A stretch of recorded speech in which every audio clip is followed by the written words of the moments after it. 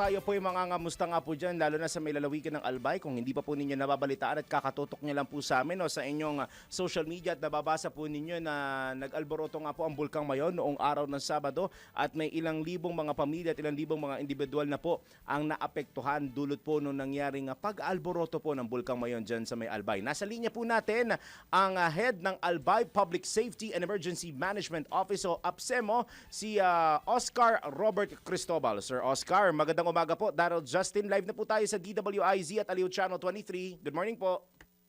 Good morning, Daryl, and sa lahat ng listeners and viewers natin today. Yun sir, alam ko Monday morning, napakaaga. Salamat po at napaunlakan niyo po kami sa aming imbitasyon na makausap po kayo. Mangangamusta lang po ko, Sir Oscar.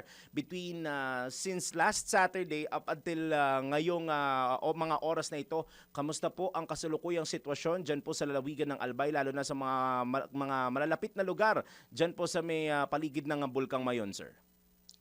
Sa ngayon, bumalik na sa dating status yung activities ni Bulkan Mayon. So medyo nakakapagtuon na tayo ng pansin sa paglilinis, pag-clearing kasi sobrang kapal nung abo na dulot nung pagsabog nung Bulkan Mayon dahil sa PDC or yung pyroclastic density currents na nag-cause nung ash clouds and naging ashfall dito sa bayan ng Ginubatan, Kamalig, and lungsod ng Ligao. Ito yung tatlong lugar na talagang naapektuhan nung nasabing PDCs ng Bulkan Mayon, Justin.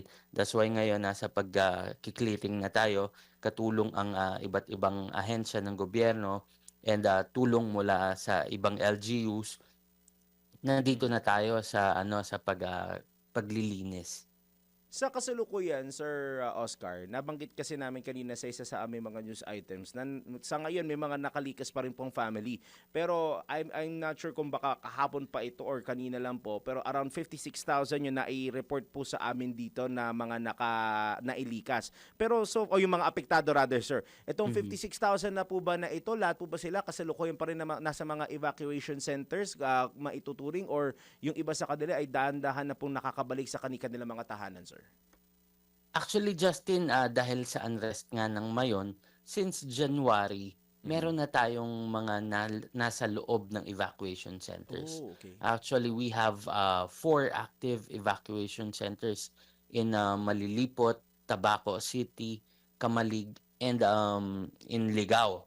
Ngayon, ito halos yung bayan na tinamaan kasi dito sa may southwestern yung buga ng hangin nung nagkaroon ng ash cloud. So ang tinamaan nga yung Kamalig, Ginubatan, and Ligao City.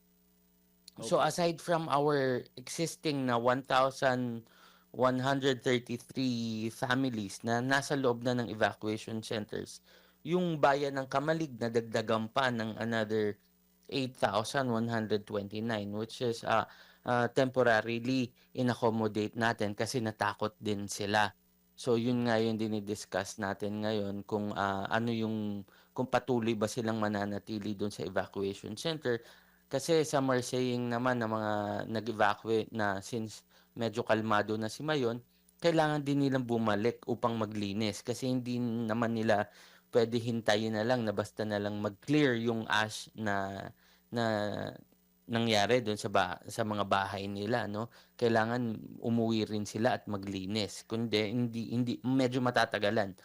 So, ito yung mga pinag-aaralan natin ngayon. And katulad ng bayan ng Ginubatan, yung may pinakamarami nasa 26,000 yung naapektuhan families.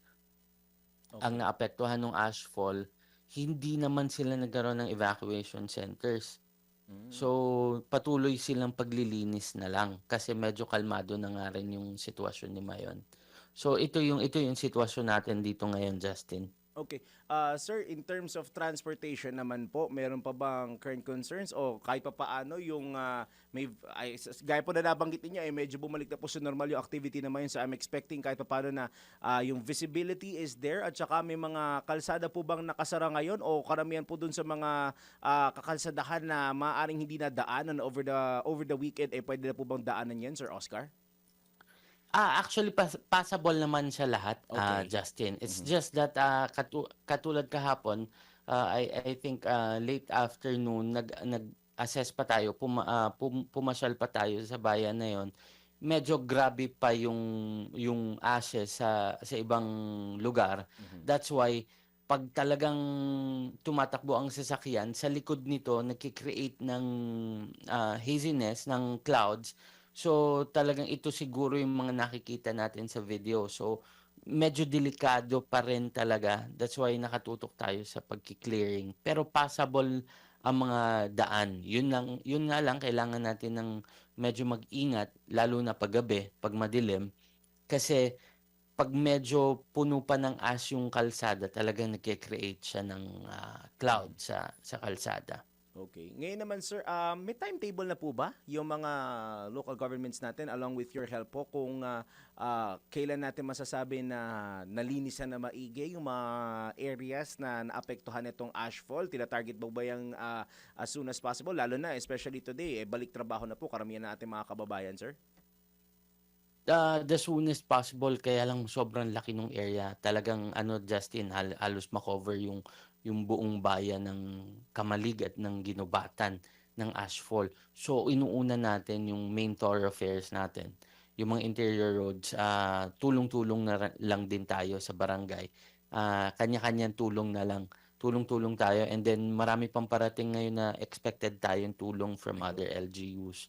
But we are making sure the soonest possible malinis natin, lalo-lalo na yung mga major roads para hindi ma-disrupt yung activities. Speaking of tulong, Sir Oscar, doon naman sa mga kababayan natin na sa evacuation centers, yung kasilukuyang sitwasyon po nila, nakakuha naman nila for sure yung kanilang mga pangangailangan, and patuloy naman po din ata sir na dumadating ang tulong po sa inyo para sa assistance po sa ating mga kababayan na sa evacuations. Tama po ba? Yes po, Justin. Sobrang grateful kami ng mga albayano sa ating mga NGAs or sa national government agencies dahil sa mabilis at agarang mga aksyon at tulong. Lalo-lalo na ang DSWD, ang DPWH yesterday, Sec Vince was here, and si DSWD agad naman na nagpa-release ng food pack sa ating mga affected family. So, talagang grateful kami. DPWH patuloy na tumutulong sa pag-clear ng ating mga daanan, katulong ang BFP. BFP, sobrang nandun sila. The moment na nag-start yung alboroto ni Mayon, nandun kagad si BFP tumutulong. Kaya very grateful po kami, Justin. Okay, sir. Actually, last ko na lamang po ito. Bibigay ko na po sa inyo yung pagkakataon na magbigay ng mga paalala at mga, bukod sa paalala, magbigay na po ng dagdag na impormasyon tsaka updates na rin po sa ating mga kababayan. What to do and what not to do. Kasi sa pagkakaalam ko, may certain areas, lalo na sa permanent danger zone, bawal na bawal po talagang pumasok dyan. Pero aside from that, sir, alam naman natin din na ang bulkan, pagdating sa kanyang pag-aalboroto, hindi rin natin masasabi yung araw at oras kung kailan mangyari ito. Kaya sir, the floor is yours po para sa inyong mga paalala at abiso po sa ating mga kababayan, lalo na po dyan sa may lalawigan ng Albay, sir. Yes, una sa lahat, thank you Justin for this opportunity na maibalita sa ating mga kababayan ang ating sitwasyon dito sa lalawigan ng Albay. And para sa ating mga kapatid dito sa lalawigan ng Albay, ang aking paalala na still nasa alert level 3 tayo ng Bulkan ng Mayon, yung mga nasa loob ng evacuation centers since January pa lang, konting tiis-tiis po. Alam ko po nagkasabay-sabay nandyan yung El Nino alert together with ito pang pag-aalboruto ni Mayon. Tulong-tulong na lang tayo and konting tiis-tiis, hindi pa tayo makakabalik sa ating mga bahay. And lalo-lalo na yung mga nasa 6 kilometer permanent danger zone. And itong recent na ashfall na naranasan ng bayan ng Kamalig, Ligaw, and Ginubatan, tulong-tulong po tayo sa paglilinis. And kung wala naman masyadong importanteng gagawin, advise everyone to stay indoors dahil sa kapal pa ng ashfall na nasa lansangan natin. And kung lalabas man, always wear yung N95 mask, or kung wala man is yung damp cloth, Justin, and kahit patungan na lang ng surgical mask, pwede na yon. Kasi medyo mahal-mahal din yung N95, and halos every 6 hours you need to change your mask. So let's think of other ways, alternatives para malabanan natin tong pagsubok na to. And stay hydrated, everyone. Thank you, Justin. Ayun, maraming salamat po Sir Oscar at makaasa po kayo na bukas po ang aming himpilan para sa mga panibagong updates at information na maaari nyo pong ipabatid sa ating mga kababayan. Ingat po sir and a blessed Monday morning po sa inyo. God bless po sir. Thank you. God bless you. Yan po, nakausap po natin ang head ng Albay Public Safety and Emergency Management Office o APSEMO, si Ginoong Oscar Robert Cristobal.